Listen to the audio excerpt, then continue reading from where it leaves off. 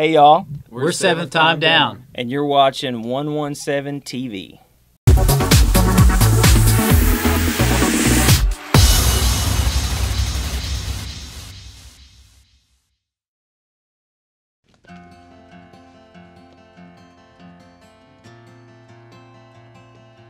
Life gets tough and times get hard, and it's hard to find the truth in all the lies. Well, these guys have been together literally since they were kids. This is 7th Time Down, and it is so great to get to talk to you guys today. Thanks for having us. Nothing feels like home 'cause you're lost and alone, screaming at the sky when you don't know what to say. Just say Jesus. They are pumped up because they have exciting news. The brand new album is coming out in September, so you're getting ready to be promoting that and get out there and play the new music, which you're probably very eager to do, I'm guessing. Absolutely. It's been almost 2 years since the new record, so we're pumped. Yeah, so tell us a little bit about the group. You guys you are all four the original members of this group, and you have known each other since you were, what, like 11, 12 years old? Yeah, we started our first band. Austin was 11, and I was 12. And we've been together for a long time. I bet that band sounded really, really good.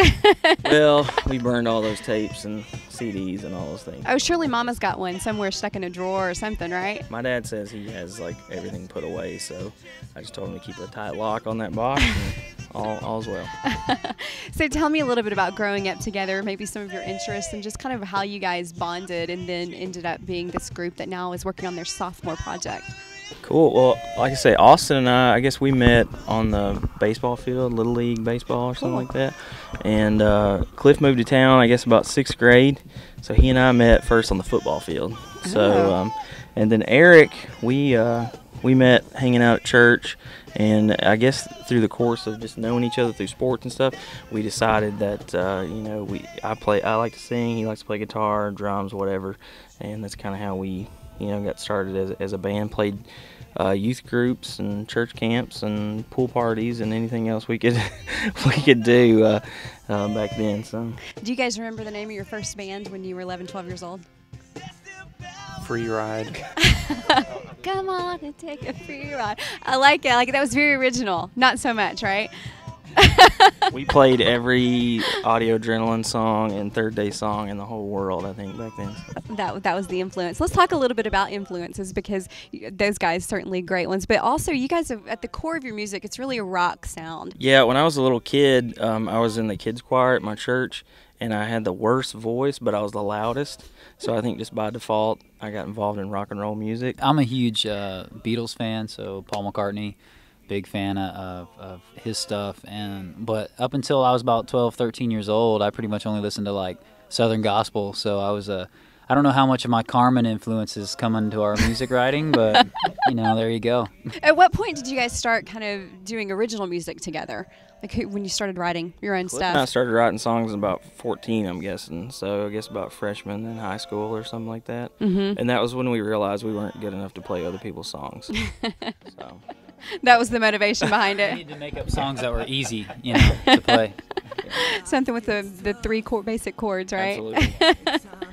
So let's talk about your new single out on radio, Just Say Jesus. The title alone, and that I love that line of, when you don't know what to say, just say Jesus. And I know a lot of us can identify with that, being in a point where, Lord, I don't even know how to express this, but just calling his name, there's power in that, isn't there? Absolutely, and that's what we're excited about. Is in the chorus it says there's still power in the name of Jesus. So we're having church now. And it's exciting to listen to this song and be gently reminded that we serve a huge God that's way more powerful and bigger than any kind of junk that we're like bringing to the table. In the thick of it, he is there, and there is hope and peace in that.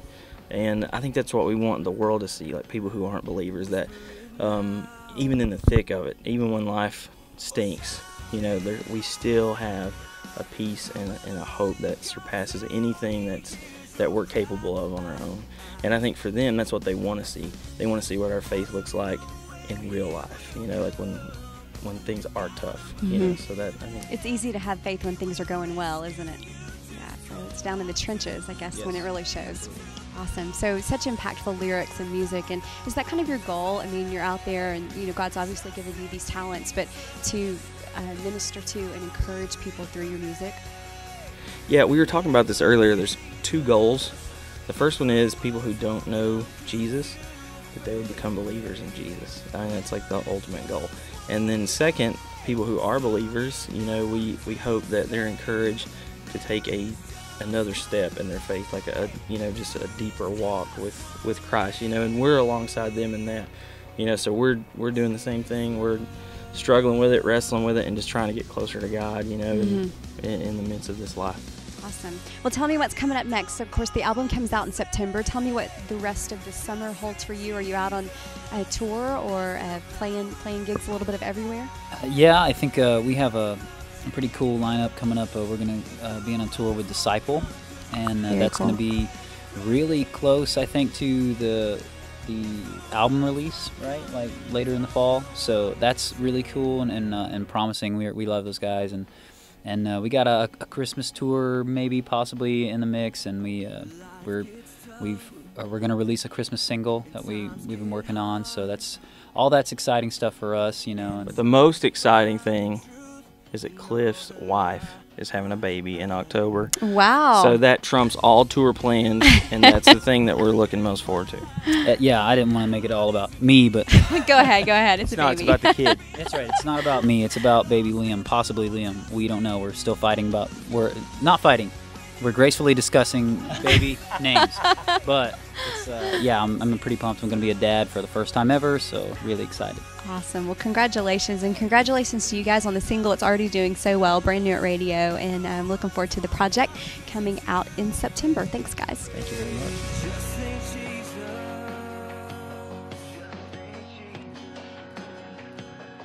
Whisper it now. Or shout it.